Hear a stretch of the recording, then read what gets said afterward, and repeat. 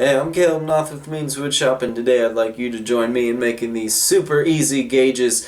This is a one-day project you can make in just a couple of hours. Hello there, and welcome back to Woodshop. So today is, well, it's not really out of the ordinary type of project for me, but today we are going to be making some gauges, for your ears. And as you can see, I don't have gauges. My brother-in-law has gauges.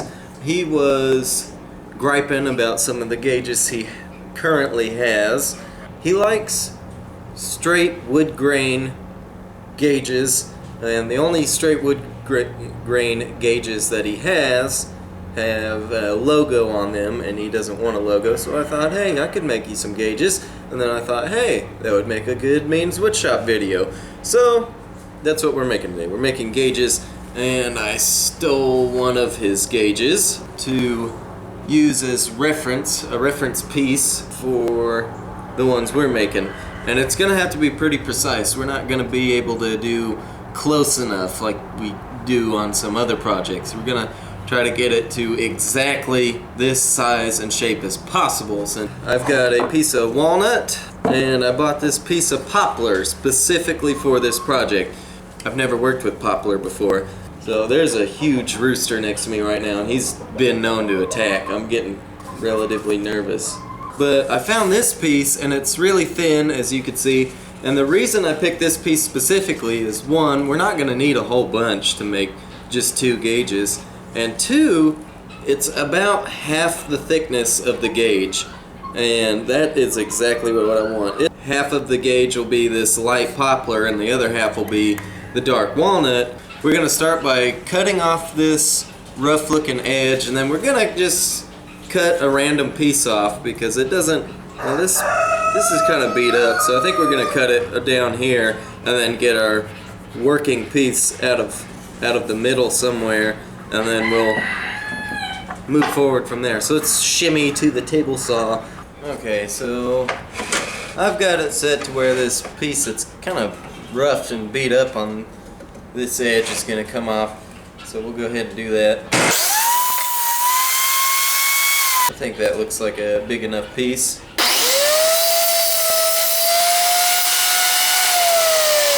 Alright, so we need this piece of walnut we removed to be the same thickness as the poplar. So in order to do that, we need to move the fence over to that same thickness.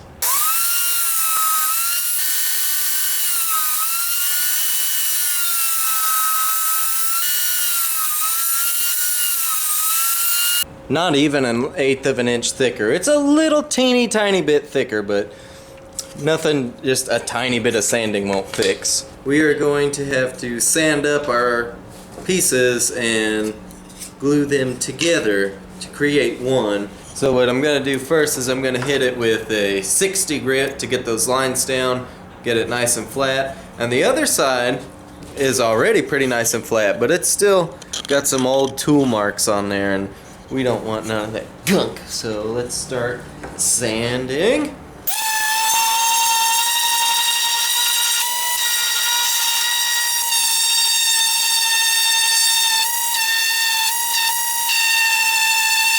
And the poplar is pretty damn smooth as it is, but I'm gonna go ahead and hit it with the 120 grit as well.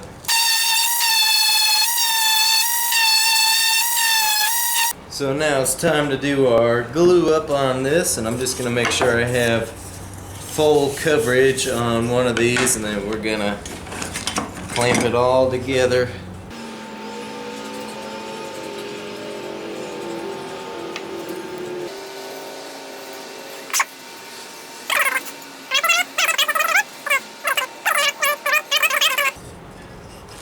Whatever. So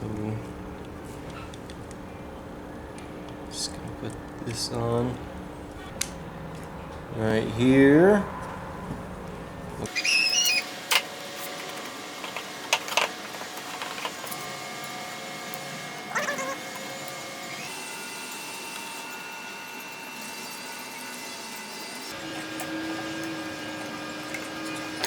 Now we're going to let the glue dry, and then after that's dry we can move on to the next step, which will probably be getting our shape out of the block.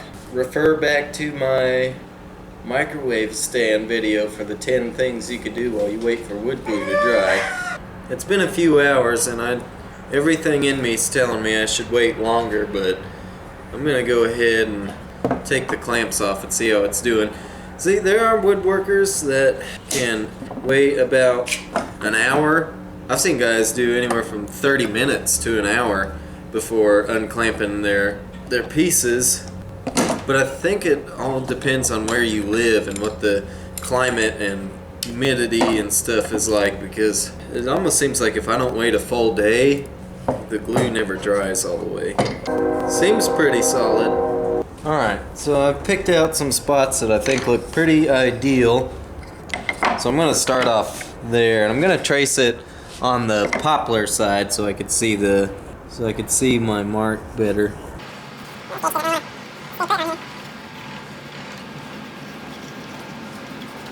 Now we're going to go cut out these on the scroll saw, and I did a test piece.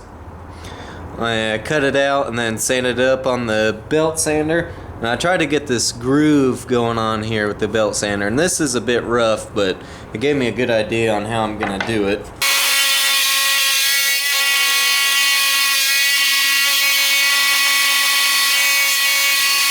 Both the pieces cut out, looking pretty good. There's plenty of extra, just a little bit extra outside of the lines, which is great. So I'm going to use the belt sander to sand down to the lines.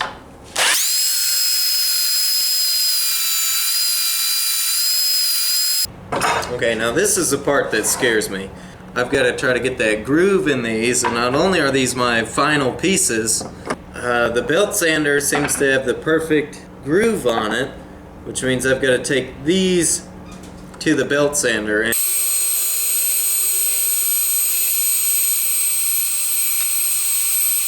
So we got the grooves in there. I'm assuming that's for a better fit in the ears. And now I'm just going to do a little bit of finishing sanding with 120 and 220, mostly taking the sharp edges off of here.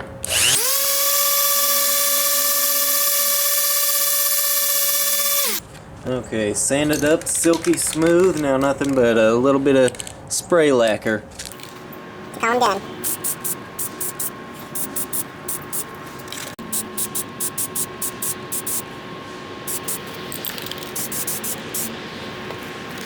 Alright, so that was pretty easy, wasn't it? It only took just a couple hours. Most of that time is due to the glue up.